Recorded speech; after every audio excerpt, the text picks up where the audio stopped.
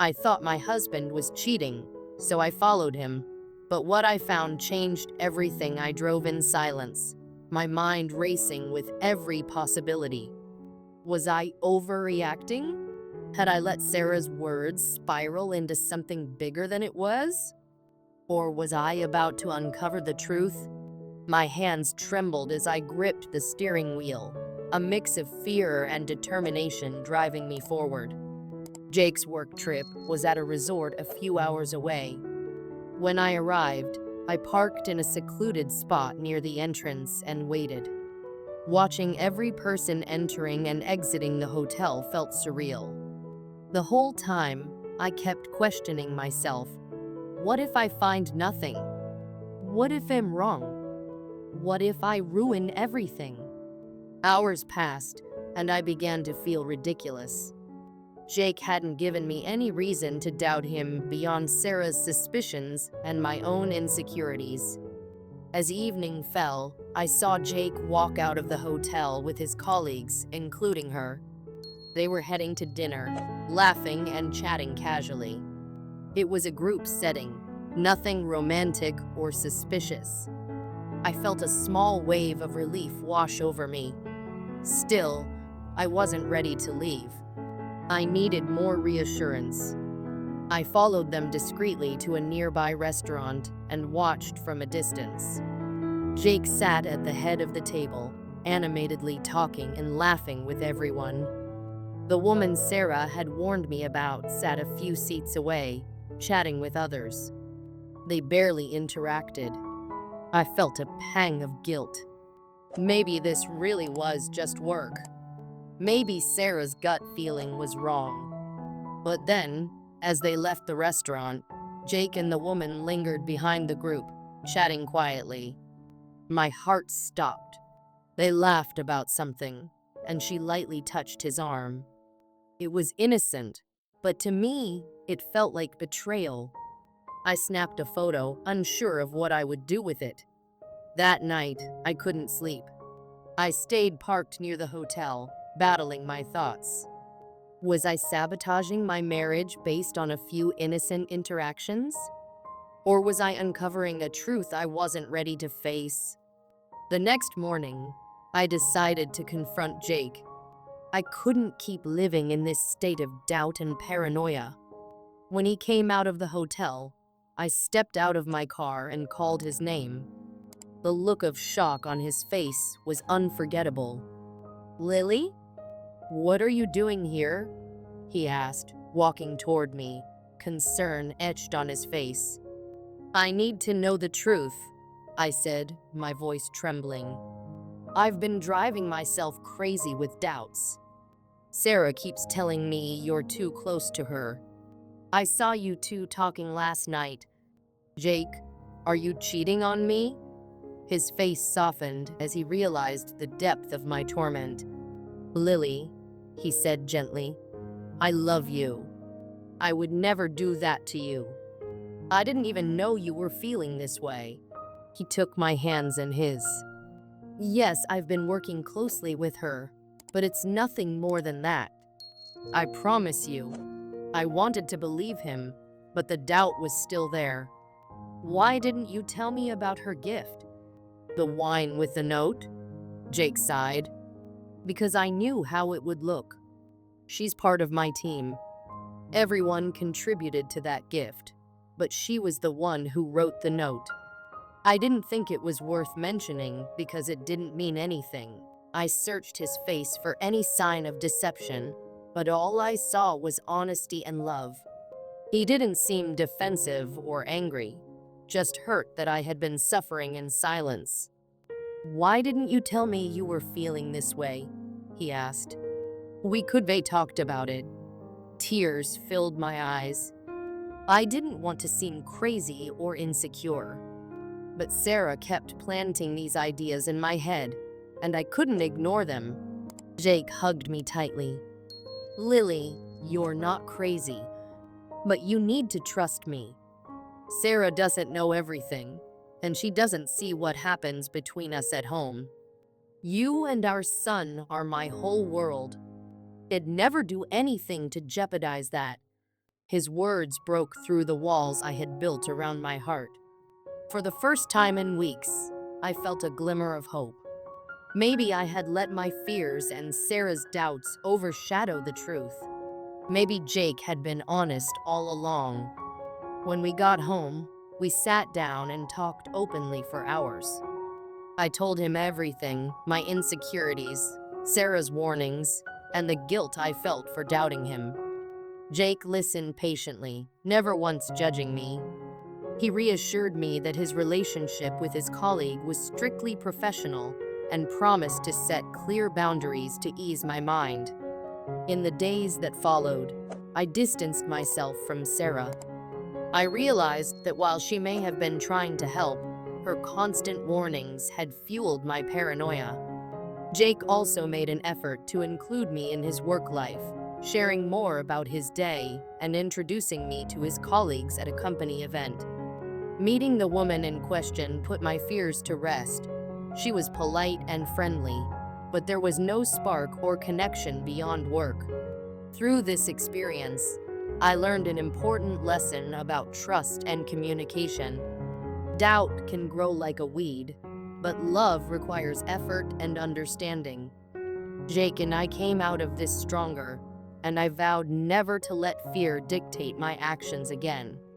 Looking back, I realize how close I came to damaging something beautiful because of my insecurities.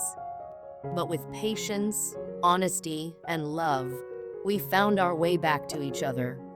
And now, every time I look at our little boy, I'm reminded of the family we've built together and how nothing is worth tearing that apart. Jake had chosen to drive instead of fly for his business trip, a choice I hadn't questioned at the time. But now, as I tailed him from a cautious distance, my heart pounded with every mile. My hands gripped the steering wheel tighter with each passing moment, a knot of guilt forming in my chest. What was I doing? Following my husband like a detective on a high-stakes case? He finally reached his destination, a business hotel downtown. I drove past it, making sure to note the details before circling back to check into a hotel a few blocks away. The plan was simple, or so I thought. It'd observe, track his movements, and prove or disprove the accusations Sarah had planted in my mind. For 3 days, I played the role of an amateur spy. Jake went to his meetings during the day, his professionalism evident in his demeanor as he interacted with colleagues. In the evenings, he dined with his team at nearby restaurants. I kept my distance, observing from afar, careful not to be seen. Each night, Jake called me to say goodnight, his voice warm, loving, and reassuring, just as it had always been.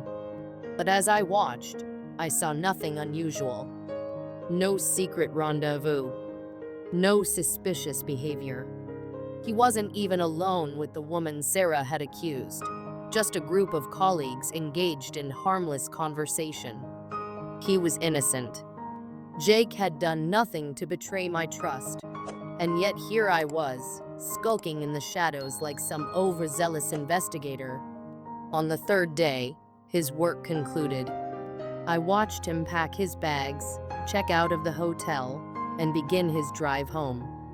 I left early that morning, arriving back at our house before him, my anxiety mounting with every mile. When Jake walked through the door later that evening, I greeted him with a warm hug and his favorite meal, a comforting roast with all the trimmings. He smiled, kissed me on the forehead, and said, "I missed you, Lily." Little did he know, I'd spent the last 3 days doubting everything about him. That night, as we sat together on the couch, Jake recounted stories from his trip. His laughter filled the room as he shared funny moments with his team, but I could barely focus on his words. The guilt was unbearable, a weight pressing down on my chest. I felt like a fraud sitting there, nodding and smiling while my heart was breaking inside. Unable to bear it any longer, I called Emma, my best friend, the moment Jake went to bed. My sobs came out in uneven gasps as I confessed everything to her. What have I done, Emma? I spied on my own husband. I doubted him when he's been nothing but loving and faithful. Emma didn't hold back. Lily, you've crossed a serious line. Jake doesn't deserve this. You need to tell him the truth soon. If you don't, I will. Her words hit me like a punch to the gut. I knew she was right. But the thought of confessing to Jake, of breaking his trust, terrified me. What if he couldn't forgive me? What if this mistake ruined everything we'd built together? The days that followed were nothing short of torturous. Every time Jake looked at me with love in his eyes, my chest tightened.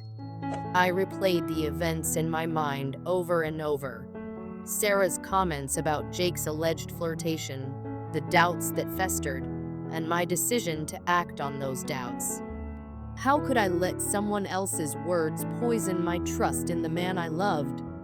How could I have done this to Jake, who had never given me a reason to doubt him? One evening, Jake surprised me with a date night. "You've been stressed lately," he said with a soft smile. "I thought you could use a break." His thoughtfulness made my guilt even more unbearable. Over dinner, he shared more stories from his trip, funny moments with his team, small triumphs from their meetings. He spoke with such honesty and joy that it felt like a dagger to my heart. Every word reminded me of my betrayal, the doubt it let cloud my mind. That night, as we lay in bed, Jake wrapped his arms around me and whispered, "I love you, Lily. You're my everything." Tears welled up in my eyes, but I turned away, unable to let him see my pain. How could I keep this secret from him? How could I lie to the man who had given me nothing but love and loyalty? The next morning, I made my decision. I couldn't live with the guilt any longer. I needed to come clean, no matter the consequences. After our son went down for his nap, I sat Jake down in the living room. My hands trembled as I clasped them together, my heart racing as I prepared to tell him the truth. "Jake," I began, my voice shaking, "there's something I need to tell you." Concern flickered in his eyes. "What is it?" he asked, his voice calm and steady. I took a deep breath and let the words spill out. I told him everything: Sarah's comments, the doubts that had taken root, the impulsive decision to follow him on his trip. I described every painful detail, tears streaming down my face as I spoke. When I finally finished, I couldn't bear to look at him. I braced myself for anger, disappointment, or worse, betrayal. But what came next shocked me. Jake reached out and took my hands in his. "Lily," he said gently, "I'm hurt that you doubted me, but I'm also hurt that you went through this alone. Why didn't you talk to me?" His words shattered me. I'd been so consumed by my fears that I'd forgotten the foundation of our relationship: communication. "I'm so sorry," I sobbed. "I let my doubts get the better of me. I let someone else's words come between us. I don't deserve your forgiveness."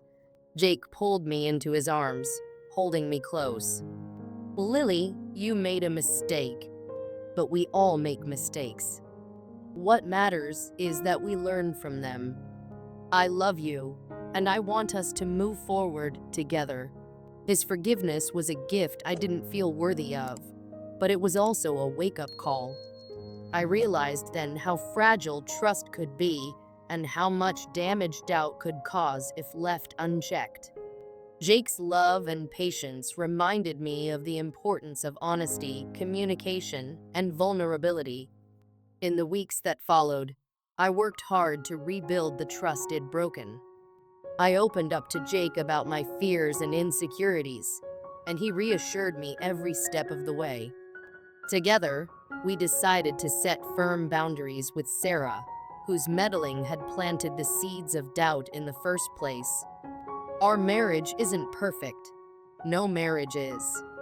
But we're stronger now because we faced this challenge together.